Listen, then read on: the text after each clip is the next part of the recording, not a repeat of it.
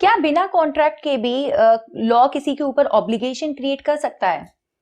क्या बिना कॉन्ट्रैक्ट के या कॉन्ट्रैक्ट के बेसिक एलिमेंट्स जहां पे ना हो, एसेंशियल एलिमेंट्स जो कि होते हैं कॉन्ट्रैक्ट के, अगर वो एब्सेंट है और फिर भी वो ऑब्लिगेशन क्रिएट हो रहे हैं, या कोई एक पार्टी जाके रेमेडी ले सकती है क्या कोर्ट से जाके? आप लोग कहेंगे कि जो कॉन्ट्रैक्ट होते हैं उसके एसेंशियल एलिमेंट्स होते हैं, वो होते ही एसेंशियल है, इसीलिए वो एसेंशियल एलिमेंट्स कहे जाते हैं, और उसके बिना कॉन्ट्रैक्ट होता ही नहीं है। तो जब कॉन्ट्रैक्ट ही नहीं है तो रेमेडी किस चीज की?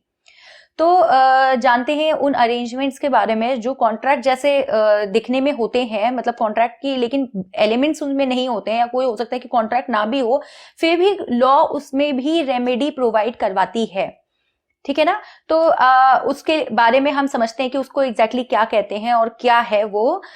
उससे पहले हम एक एग्जांपल लेते हैं, हाइपोथेटिकल सिनेरियो लेते हैं, जो कि एक ऑल इंडिया एंट्रेंस टेस्ट के exam, all India law entrance test के एग्जाम में पूछा गया था वो क्वेश्चन। तो उस क्वेश्चन को मैंने एक एग्जाम्पल की तरह लिया है यहाँ पे। तो स्टार्ट करते हैं। ईशान और तनु दोनों भाई बहन हैं, और ईशान जब घर में विजिट करते हैं तनु के, तो वो देखता है कि उसके घर में एक ग्रीन हाउस होना चाहिए।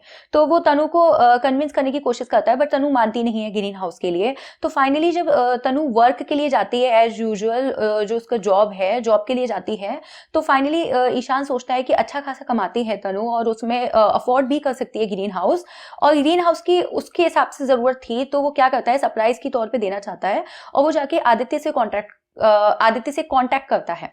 आदित्य क्या है, आदित्य काम करते हैं कंस्ट्रक्शन करने का, ग्रीन हाउस का। तो वो फाइनली जब उनसे कांटेक्ट करते हैं कि आप ग्रीन हाउस बनवा दीजिए, तो आदित्य राजी हो जाते हैं और वो जाके बना देते हैं। जब तनु वापस आती है तो वो देखती है कि यहाँ पे ग्रीन हाउस कंस्ट्रक्ट हो चुका है, एंड आदित्य से वो मना कर देती है कि मैं आपको कोई भी पेमेंट नहीं करूंगी, क्योंकि मेरे और आपके बीच में कोई कॉन्ट्रैक्ट नहीं था, ना मैं आपको जानती हूँ और आपके मेरे बीच में कोई कॉन्ट्रैक्ट नहीं था, आपने मेरे बिना कॉन्ट्रैक्ट के यहाँ पे कंस्ट्रक्ट करवा दिया मेरी प्रॉपर्टी पे, मैं आपको बिल्कुल भी पे नहीं करूंगी। फाइनली डिसअपॉइंटेड होके, हताश होके, आदित्य के पास कोई और चारा नहीं होता है, क्योंकि आदित्य सिर्फ वहां पे उन्होंने हार्डवर्क ही नहीं किया था, बल्कि उसके लिए जो भी मटेरियल यूज किया था उसमें भी उन्होंने अपनी पॉकेट से पे किया था, यही सोच के कि बाद में जब उनको पेमेंट मिलेगा तो उसमें से वो निकल जाएगा। लेकिन ऐसा ना होने पे उन्हें सिविल सूट फाइल करना पड़ता है। सिविल सूट में वो पार्टी रखते हैं ईशान को और तनु दोनों को। तो ये जो क्वेश्चन था इसमें ऑब्जेक्टिव टाइप क्वेश्चन था, तो इसमें पूछा गया था कि तनु लायबल है या नहीं है, या ईशान लायबल होगा या नहीं होगा, या दोनों होंगे या दोनों में से कोई नहीं होगा।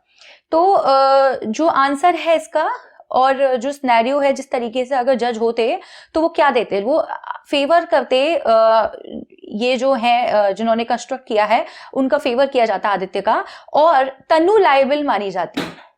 अब तनु, आप लोग सोच रहे होंगे कि तनु लायबल है तो कैसे है, यहाँ पे तो कोई कॉन्ट्रैक्ट था ही नहीं, तो तनु क्यों लायबल होगी पेमेंट करने के लिए, है ना? तो ये जो जज है, या अगर ये जो तरीके का सिनेरियो होता तो जज किस बेसिस पे कहते, वो बेसिस होता उनका प्रिंसिपल ऑफ अनजस्ट एनरिचमेंट का, या फिर डॉक्ट्रिन ऑफ अनजस्ट एनरिचमेंट जिसको आप कह सकते हैं। तो अनजस्ट एनरिचमेंट के हिसाब से किसी के घाटे पे, किसी के लॉस पे कोई दूसरा इंसान अपना फायदा नहीं करवा सकता, है ना? आप, एक रूल होता है कि अगर आप किसी के ऊपर गलत कर रहे हो और उसका अपना फायदा ले रहे हो, वो चीज गलत है, वो चीज सही नहीं है, वो एथिकली सही नहीं है।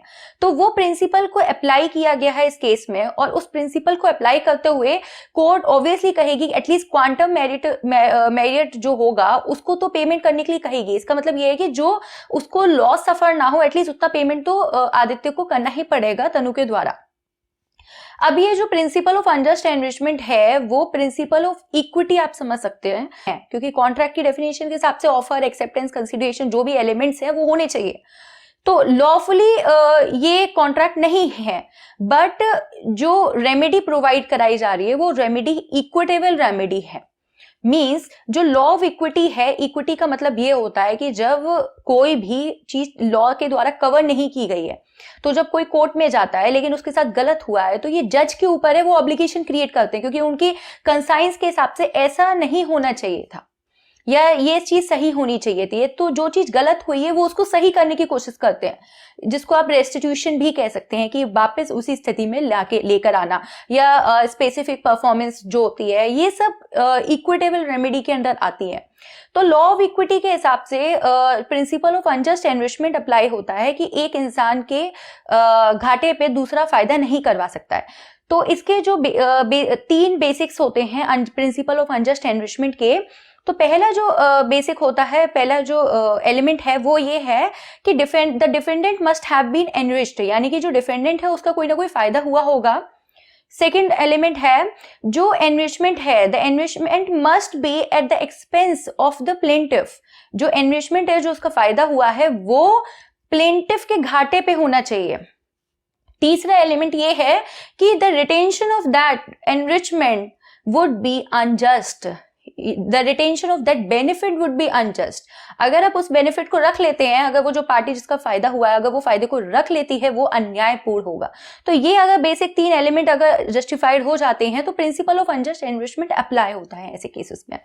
अब हम बात कर रहे थे कि ये जो प्रिंसिपल ऑफ अनजस्ट एनरिचमेंट जो अप्लाई हो रहा है और ये जो कॉन्ट्रैक्ट के एलिमेंट्स नहीं थे फिर भी जो रेमेडी प्रोवाइड कराई गई है, उसको हम क्या कहेंगे एग्जैक्टली? उसको हम ऐसे जो अरेंजमेंट होते हैं जो कॉन्ट्रैक्ट की तरह प्रतीक होते हैं बट कॉन्ट्रैक्ट नहीं होते, उसको हम कहते हैं quasi contract.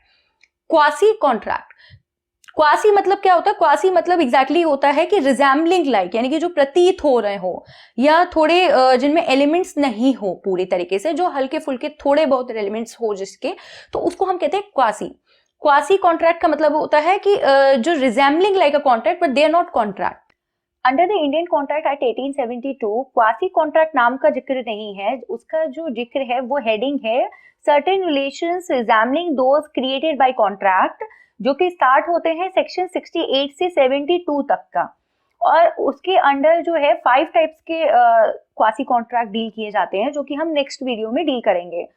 So this was the first video that I have created, and if you like my video please subscribe to my channel. I'll be uploading some more videos